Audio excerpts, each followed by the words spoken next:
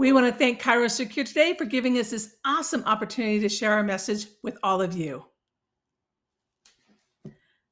Hi, I'm Dr. Monika Buerger, and I can't wait to share 3 things that we need to think about with connecting with kids or adults on the autism spectrum scale.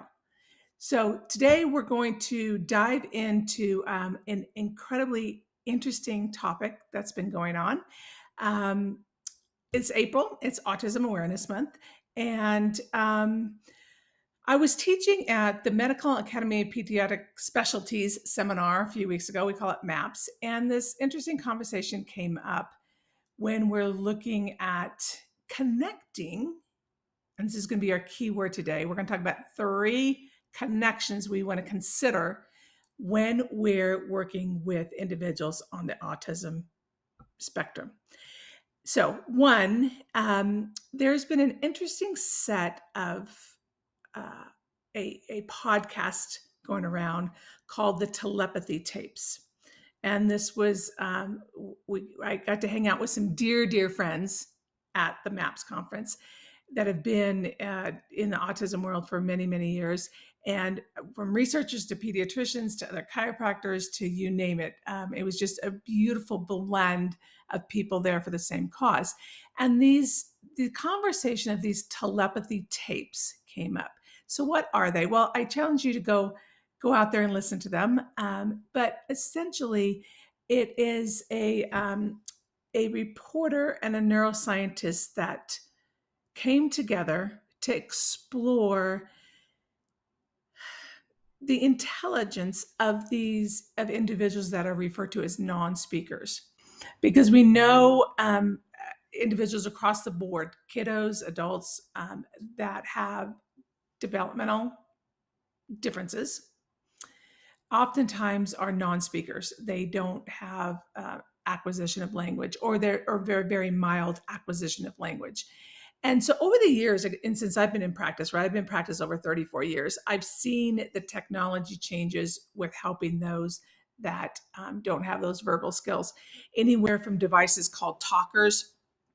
In the school assisted programs, a lot of times they have a device called the talker, and teaching these individuals how to use this to help communicate. Now, since then, technology has advanced so greatly, right? So now we have computers and we have iPads and we have all these different accessories. And what's been so amazing is when these individuals that are able to finally talk through these devices and express themselves, what they're telling us. And it's been, for me, it's been very heartwarming and fascinating, because so much is what I've been teaching over the last 30 plus years was basically on the foundation, the neurological foundation of the disconnect between the brain and the body, and the body and the brain. And I've told probably every parent of kiddos that I've worked with that they are brilliant. They're very brilliant. Some of them are just savant level brilliant. Lots of times they get told that their child isn't in there, right? But they are. And so I personally never give up hope on these individuals. And I tell parents that. But now what we're able to hear from so many of these individuals from themselves by using these assistive devices, and what they're telling the world it's just so heartwarming. And I'm going to cover 3 things that I've always taught in all of my programs, that I teach in my programs now, and that I try to employ myself in my practice. Because I believe that these individuals are in there. They can express themselves to us if we listen. So one thing that caught my ear listening to these tapes was the collaboration between the reporter and the neuroscientist, and devising studies that could potentially be scientifically valid and not being seen as skewed one way or the other. So one of the things that came up, and we know that a lot of kiddos, individuals with neurodevelopmental challenges have poor motor control. In fact, in many of my teachings, I've talked a lot about core posture motor control and how essential it is, because it is one of the number one predictors of developmental delay, and especially of autism. So when we look at our motor milestones that these kiddos should be developing in that first year of life, those build upon these gross and fine motor skills that are so often that are a key core component of neurodevelopmental challenges. Okay, so they're called predictor of interests. So they, in one of these cases in these telepathy tapes, they talked about a mom helping a child use one of these assisted devices, these talkers.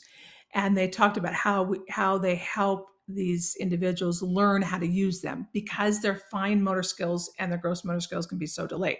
So they talked about how the concern was if the parent, the mom, was helping one of the children use these devices during a study, does that potentially mean that the outcomes, and I'm not going to tell you what they are because you should listen to the tapes, the outcomes aren't valid because it was skewed by what the mom was doing? Okay, and this is what the mom was doing.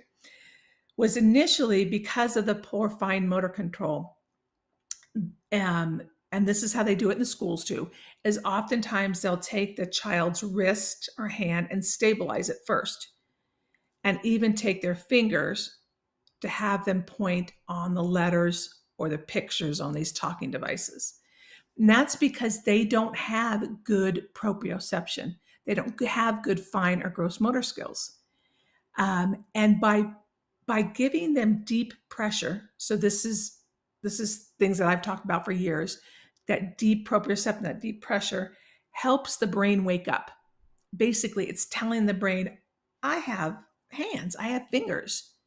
How can I potentially use them when I'm doing a certain task?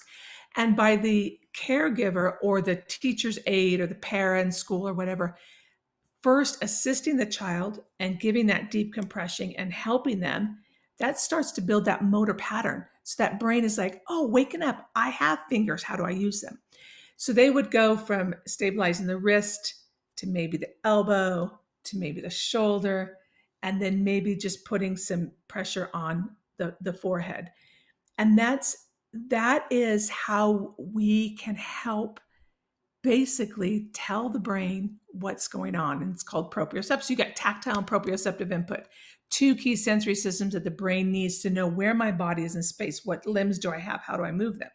So I found that very interesting when they were talking about that study design and how they're getting these individuals to utilize these talking devices. And it's things that I've been teaching in my program for decades, right? So fine motor skills are lacking. How do we wake up the brain? How do we give them the tools and stair step them up to the point to retrain the brain to understand, to connect the brain to the body and the body to the brain?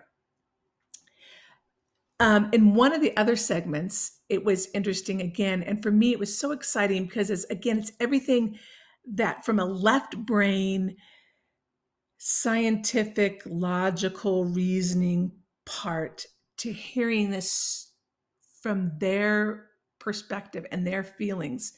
And it just, for me, was exciting to synergistically put this together. One of the other individuals in these tapes talked about just knowing that he had a body,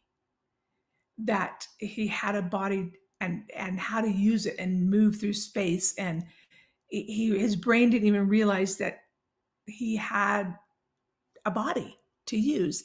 Well, again, gross motor skills have to be on point. You have to have good core motor in order to get fine motor. These are such a common thread in individuals with neurodevelopmental challenges. So it just verified that doing the work to get the connection between the brain and the body and the body and the brain, to get the awareness that they have a body, is absolutely crucial for these individuals to navigate their world. And hearing that validation was just so amazing. So two connections there: fine motor, gross motor, adding proprioception, knowing that they are in there, they are alive, they're brilliant individuals. It's really about connecting that information and allowing their body to understand, their brain understand their body, and their body to understand how to move. And that takes me to my third point. My third connection was,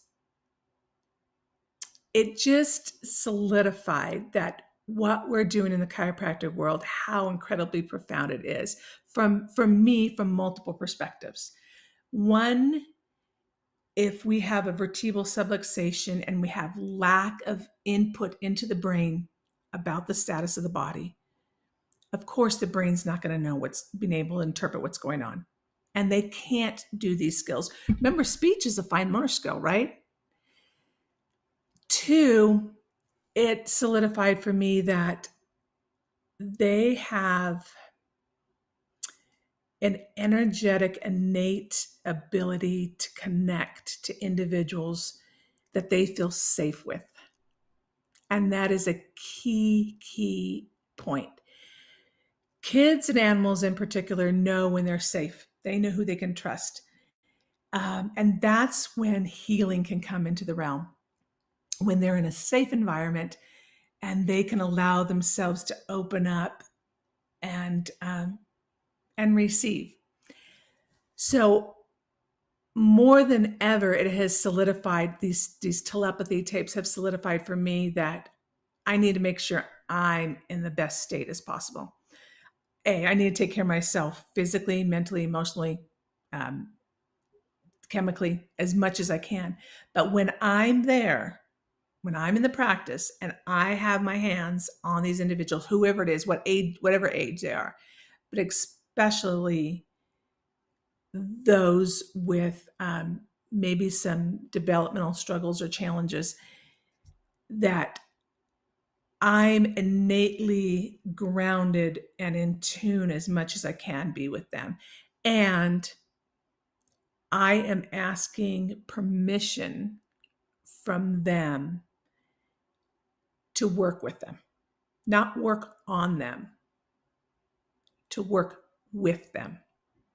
And I don't care what age they are. Just the other day, last week, I saw a baby and mom and worked on them with them at the same time. And this was a high risk little one. He's only 3 months old. It was a high risk little one. A bunch of complications anyway. And she had had a miscarriage at 15 weeks with a child prior to that anyway. And this little one was so guarded these first 3 months of his life. And he's finally, I could just feel that he felt safe enough. And the mom was less on guard too about him being able to thrive in this world. And they both just beautifully let go together. And so they returned again this week, and the mom was like, it was an amazing experience for 3 days after that. But I asked permission from mom and from this little 3-month-old to help them decrease the stress off their body, to allow their nervous system to regulate and heal. And it's a big, big difference when you approach it from that angle versus we're going in and we're doing what we want to do. So many of these kiddos, especially post-COVID age, are coming into this world so stressed out and so on cortisol drive and so rigid and so blocked. If we go in there too fast and too furious without acknowledging where they're at, where their nervous system is at, what is allowed at that point in time, we can blow those circuits. And I'm going to talk more about that in my next segment. Not today, but my next segment. I'm going to give you a specific case of a 10-year-old little pandas girl. So wrapping this up today, though, the three connections I want you to understand is A, motor skills are important that we've talked about before. Gross motor comes before fine motor.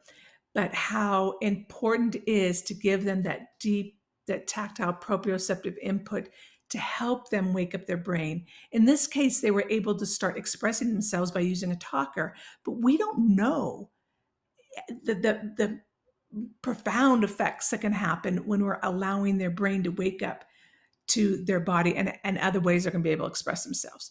Two, these individuals are telling us now that we've been on point all these years, that they are in there. They just don't realize they have a body or how to use it. And again, if they're have vertebral subluxations, they're not going to get that afferent input to the brain to even know they have a body. And that's my third connection, is the power of chiropractic from all aspects, from the adjustment to the knowing, to you innately and energetically being on point, and the power that we have from a different viewpoint than so many other practitioners out there. So those are my three connections for this segment, and hopefully you enjoyed it. And hopefully it gives you a little bit of inspiration to know when you are working with individuals that have challenges, and especially non-speakers, the profound effect you can have on the lives of these individuals and giving them a life. So that's a wrap for me. So I'm Dr. Monika Buerger, and join me at the Academy of Neuro-developmental Practices, where we give you this and a whole lot more, and a lot of ways to implement these awesome neuromotor patterns needed for the first year of life. And that's a wrap. I want to thank ChiroSecure again. Elizabeth and I had a marvelous time spending it with you, and we will see you next month in May.